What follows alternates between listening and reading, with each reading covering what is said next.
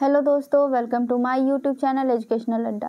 दोस्तों, हम लोग एनसीईआरटी बेस्ड एमसीक्यू को प्रैक्टिस सेट के माध्यम से देख रहे हैं, जिसमें अब तक हम लोगों ने टोटल 59 सेट को डिस्कस कर लिया है। आज के सेट में हम लोग सेट नंबर 60 को डिस्कस करेंगे। अगर आपने हमारी पहले की वीडियोज़ को नहीं देखा है उसे देख लीजिएगा। चैनल पर नए हैं, सब्सक्राइब कर बेल आइकन को प्रेस कीजिए ताकि हमारी आने वाली सारी महत्वपूर्ण वीडियोज़ आप तक सबसे पहले पहुँच सके। गाइस, वीडियो बनाने में बहुत मेहनत लगता है, तो प्लीज़ सपोर्ट कीजिएगा। चलिए स्टार्ट करते हैं आज के सेशन को। आज के सेट का पहला प्रश्न है, किसी विलयन में हाइड्रोजन आयन सांद्रता मापने का पैमाना क्या है?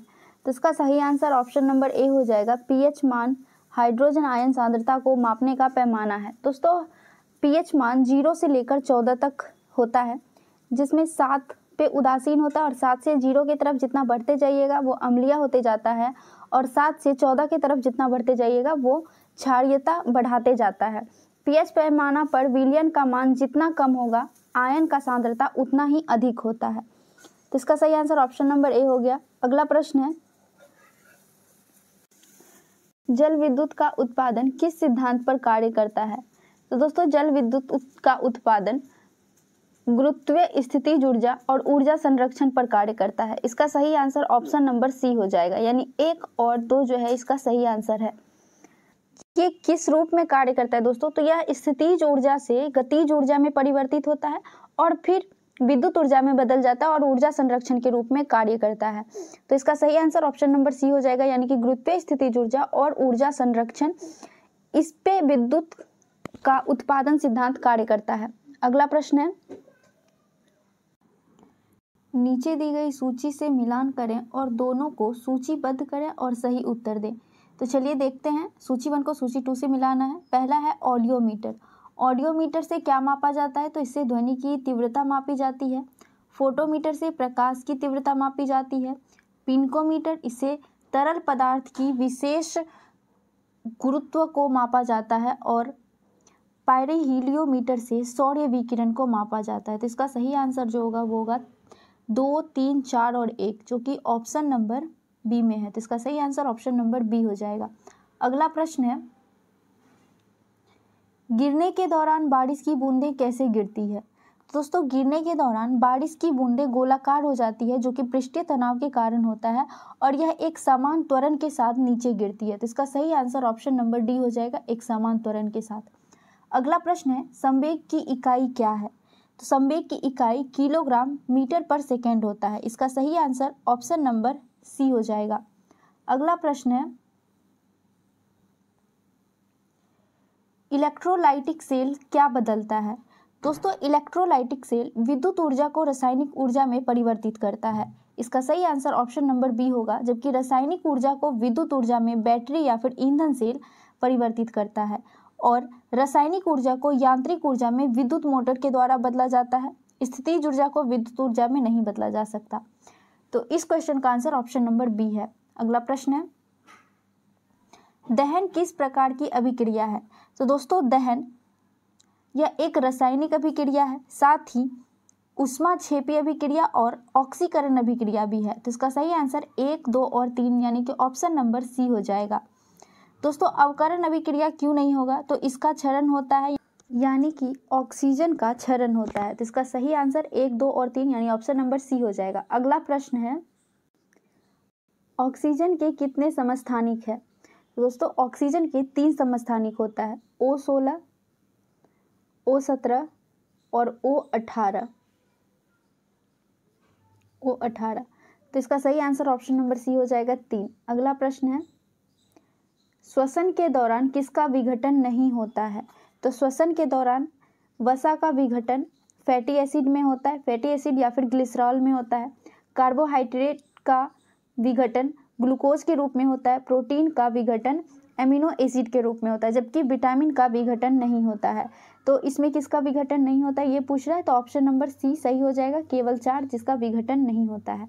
अगला प्रश्न है, केंद्रिका में क्या पाया जाता है? तो दोस्तों, केंद्रिका में क्या क्या पाया जाता है? प्रोटीन पाया जाता है, आरएनए और डीएनए, ये तीनों पाया जाता है, जबकि कार्बोहाइड्रेट नहीं पाया जाता है केंद्रिका में। तो इसका सही आंसर ऑप्शन नंबर सी हो जाएगा, 1, 3 और 4। अगला प्रश्न है, हीमोग्लोबिन क्या है? तो हीमोग्लोबिन यह एक जटिल प्रोटीन होता है। हीमोग्लोबिन जो है वो आरबीसी में पाया जाता है, आरबीसी में उपस्थित होता है और ऑक्सीजन का परिवहन करने का कार्य करता है। हमारे पूरे शरीर में ऑक्सीजन का परिवहन हीमोग्लोबिन के द्वारा ही किया जाता है और यह किसके रूप में होता है, तो जटिल प्रोटीन के रूप में। इसका सही आंसर ऑप्शन नंबर डी हो जाएगा। अगला प्रश्न है, प्रोटीन संश्लेषण का सही क्रम होता है। तो प्रोटीन का संश्लेषण कैसे होता है, तो डीएनए से आरएनए, आरएनए से एमिनो एसिड और एमिनो एसिड से प्रोटीन के रूप में बनता है। तो इसका सही आंसर ऑप्शन नंबर बी हो जाएगा, डीएनए, आरएनए, एमिनो एसिड फिर प्रोटीन। अगला प्रश्न है,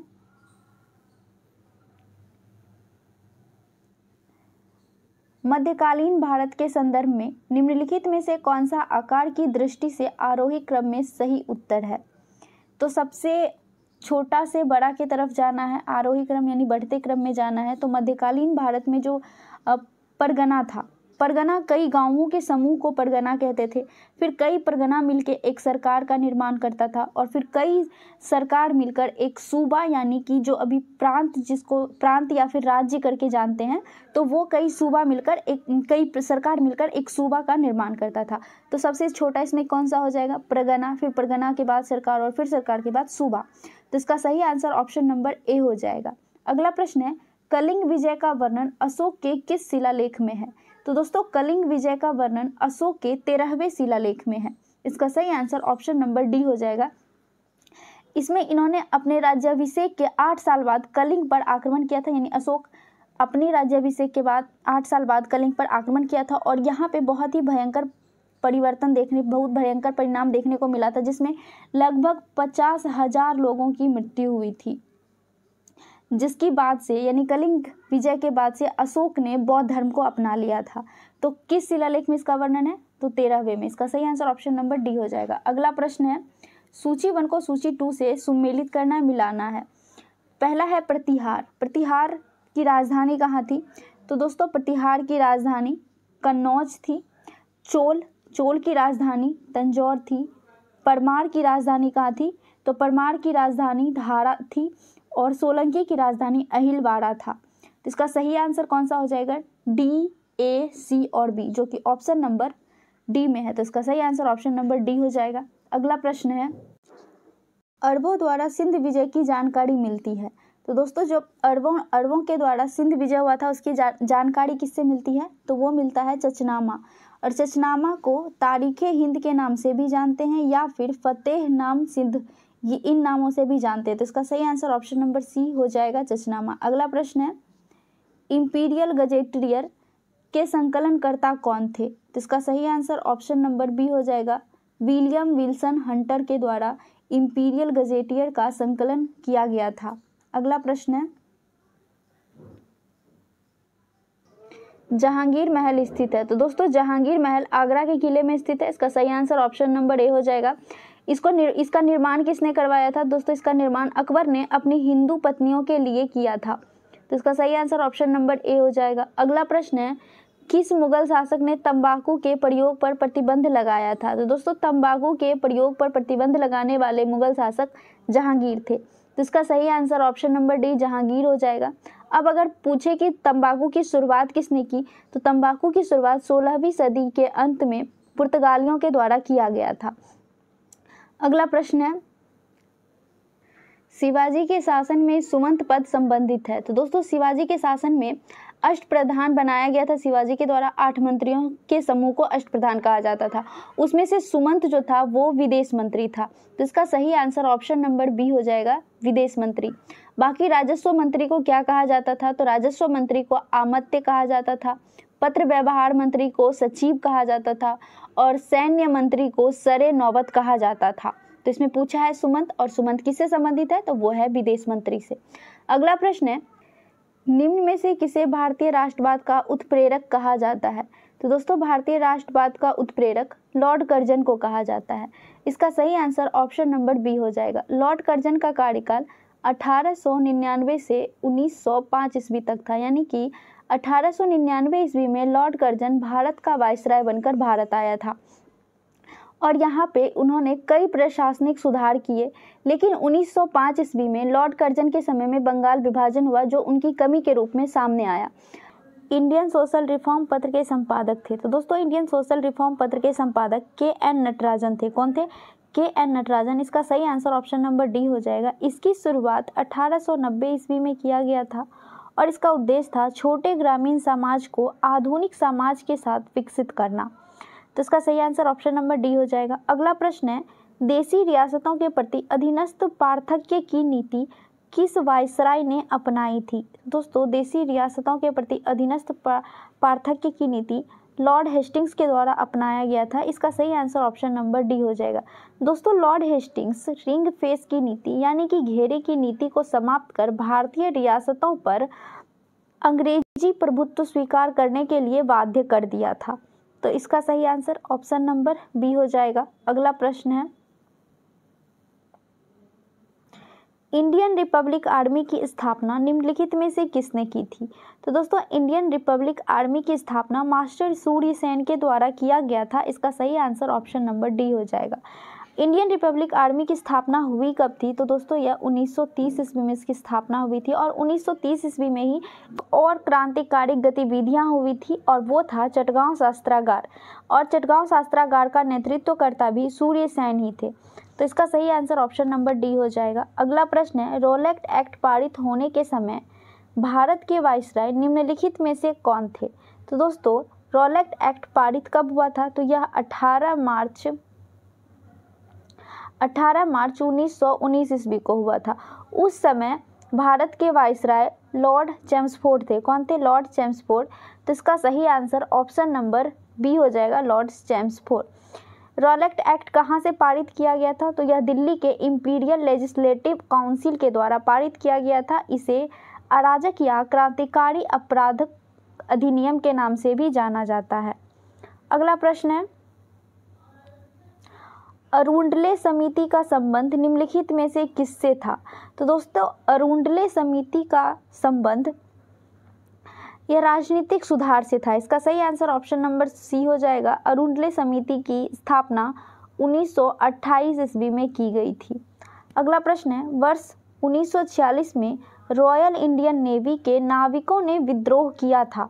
तो दोस्तों ये कहाँ से किया गया था विद्रोह? तो यह मुंबई के बंदरगाह से रॉयल इंडियन नेवी के द्वारा विद्रोह किया गया था और यह 18 फरवरी 1946 ईस्वी को इस विद्रोह को शुरू किया गया था। अब ये विद्रोह हुआ क्यों था? तो नाविक थे यानी रॉयल इंडियन नेवी के जो नाविक थे उसके रहने की स्थिति और खाने की स्थिति बहुत ही खराब थी, तो उसी के खिलाफ इन्होंने विद्रोह शुरू किया था। अगला प्रश्न है, निम्नलिखित में से किसने सेवा सदन की स्थापना की थी? दोस्तों सेवा सदन के संस्थापक वराहमजी एम मालावाड़ी थे। कौन थे? वराहमजी एम मालावाड़ी। इसका सही आंसर ऑप्शन नंबर डी हो जाएगा। इसकी स्थापना यानी सेवा सदन की स्थापना 1908 ईस्वी में ब्रह्मजी एम मालावाड़ी और दीवान दयाल गुडिमल के द्वारा किया गया था। अगला प्रश्न है, नायकदा विद्रोह कहाँ हुआ था? तो नायकदा विद्रोह यह गुजरात में हुआ था। इसका सही आंसर ऑप्शन नंबर ए हो जाएगा और यह 1868 ईस्वी में हुआ था। इसके नेतृत्वकर्ता रूप सिंह नाइकवार थे और यह क्यों हुआ था? तो यह औपनिवेशिक अधिकारों के खिलाफ विद्रोह किया गया था। अगला प्रश्न है, भारत छोड़ो आंदोलन के दौरान स्थापित समानांतर सरकार में सबसे ज़्यादा समय तक रहने वाली सरकार थी, इसमें से कौन सी सरकार सबसे ज़्यादा समय तक रही थी? तो वो था सतारा। इसका सही आंसर ऑप्शन नंबर ए सतारा हो जाएगा। और इसका गठन कब हुआ था दोस्तों? तो समानांतर सरकार का गठन 1943 ईस्वी में हुआ था और 1945 ईस्वी तक सतारा का समानांतर सरकार चली थी। इसके नेता कौन थे? तो इसके नेता थे बी चौहान और नाटा पाटिल। अगला प्रश्न है, राजद्रोह सभा अधिनियम कब पारित किया गया? तो दोस्तों राजद्रोह सभा अधिनियम 1911 ईस्वी में पारित हुआ था। इसका सही आंसर ऑप्शन नंबर बी हो जाएगा 1911। यह हालांकि 1870 ईस्वी में ही भारतीय दंड संहिता की धारा 124 ए के तहत बनाया गया था, लेकिन पारित 1911 ईस्वी में हुआ था। अगला प्रश्न है, 20 वर्ष तक रियासतों तथा दुखों को दूर करने में असफल संघर्ष करने के बाद इन्हें रोटी के बदले पत्थर ही प्राप्त हुआ। उदारवादियों के संदर्भ में यह वक्तव्य किसके द्वारा कहा गया? तो दोस्तों यह कथन लाला लाजपत राय का था। इसका सही आंसर ऑप्शन नंबर डी हो जाएगा। अगला प्रश्न है, राष्ट्रीय योजना समिति की स्थापना कांग्रेस के किस अधिवेशन के समय हुआ था? तो इसका सही आंसर ऑप्शन नंबर सी हो जाएगा। हरिपुरा अधिवेशन 1938 के समय राष्ट्रीय योजना समिति की स्थापना की गई थी। और इसकी स्थापना हुई कब थी? तो अक्टूबर 1938 ईस्वी में। इसके संस्थापक थे सुभाष चंद्र बोस और इसकी अध्यक्ष जो नियुक्त किया गया था वो सुभाष चंद्र बोस जी के द्वारा जवाहरलाल नेहरू को नियुक्त किया गया था। दोस्तों, राष्ट्रीय योजना समिति का उद्देश्य क्या था? तो भारत में उद्योग के विकास पर ध्यान को केंद्रित करना ही इसका उद्देश्य था। अगला प्रश्न है, 1857 के विद्रोह के संदर्भ में निम्नलिखित कथनों में से कौन सा कथन असत्य है? तो चलिए हम लोग पहले देख लेते हैं कि कथन क्या क्या दिया हुआ है। पहला है, अधिकांश भारतीय शासकों ने इसमें भाग लिया। ये गलत हो जाएगा। दोस्तों, अधिकांश भारतीय शासकों ने इसमें भाग नहीं लिया था। दक्षिण भारत, पंजाब सिंध क्षेत्र, पढ़े लिखे वर्गों के लोग, जमींदार लोग, ये सब भाग नहीं लिए थे।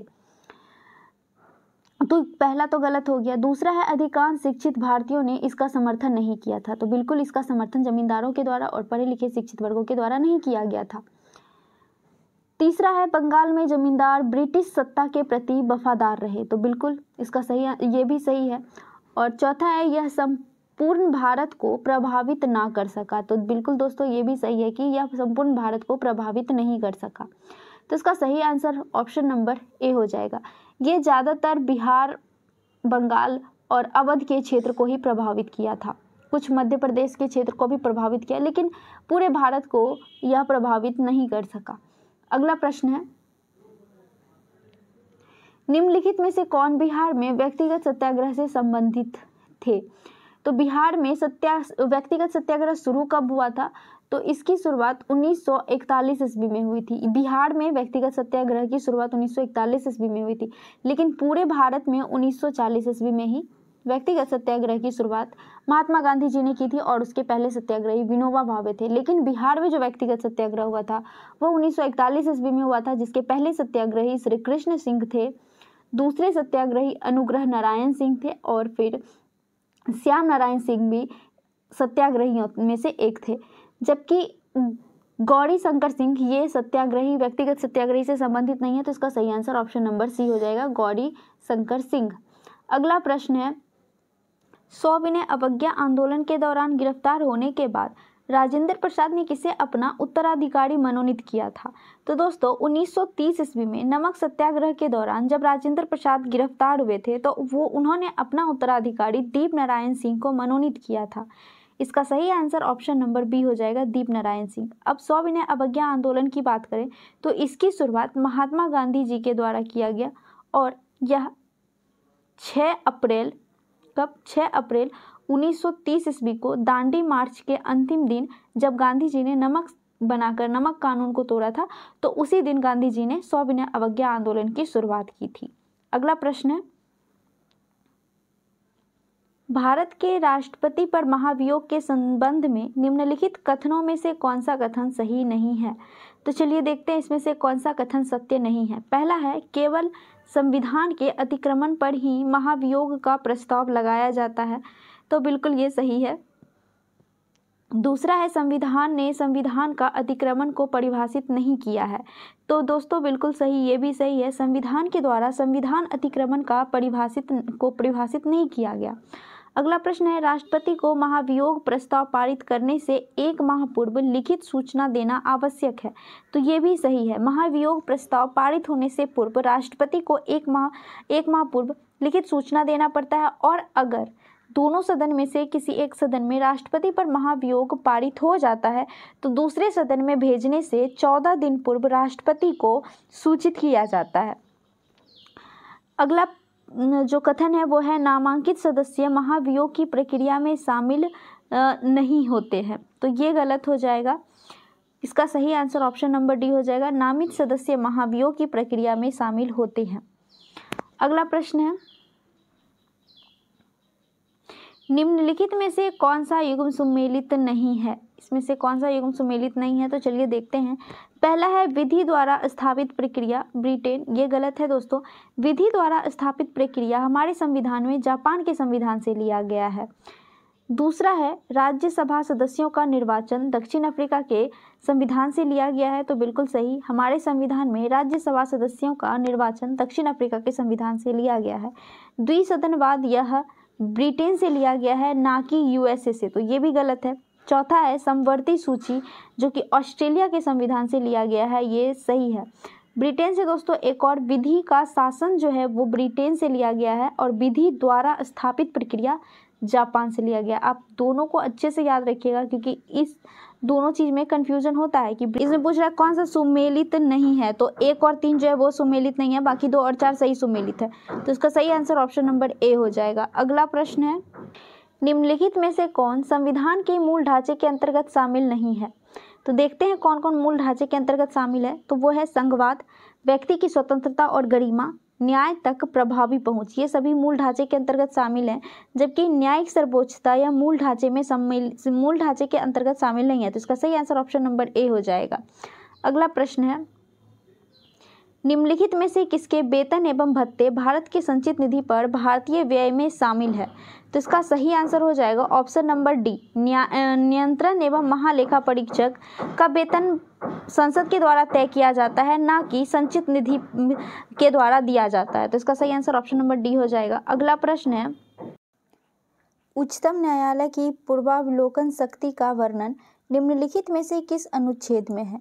तो इसका सही आंसर ऑप्शन नंबर डी हो जाएगा। अनुच्छेद 137 में सुप्रीम कोर्ट की पूर्वावलोकन शक्ति का वर्णन किया गया है, जबकि अगर अनुच्छेद 131 की बात करें तो इसमें संसद को संघ सूची पर कानून बनाने का अधिकार दिया गया है।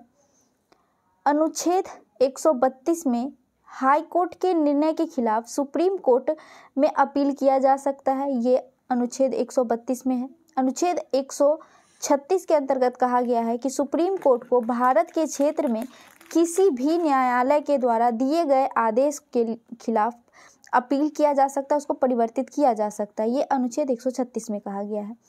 इसका सही आंसर ऑप्शन नंबर डी हो जाएगा। अगला प्रश्न है, लोकसभा चुनाव के दौरान चुनाव प्रचार समाप्त हो जाता है, यानी लोकसभा चुनाव के दौरान चुनाव प्रचार कब समाप्त कर दिया जाता है? तो मतदान समाप्त होने के 48 घंटे पहले। इसका सही आंसर ऑप्शन नंबर सी हो जाएगा। जैसे कि अगर आपका टाइम है, आज मतदान होना है और आज के शाम 6 बजे अगर मतदान समाप्त होगा तो आज से 6 घंटे के 48 घंटे पहले से चुनाव प्रचार को बंद कर दिया जाता है, तो इसका सही आंसर ऑप्शन नंबर सी हो जाएगा। अगला प्रश्न है, निम्नलिखित में से संविधान के कौन से अनुच्छेद में राष्ट्रीय पिछड़ा वर्ग आयोग का उल्लेख है? तो इसका सही आंसर ऑप्शन नंबर डी हो जाएगा, अनुच्छेद 338 के बी में। लेकिन अगर बात करें अनुच्छेद 338 के ए में, तो इसमें कहा गया है राष्ट्रीय अनुसूचित जनजाति आयोग से जुड़ी जानकारियां इसमें दी गई है, अनुच्छेद 338 के ए में, और इसका सही आंसर ऑप्शन नंबर डी है। अगला प्रश्न है,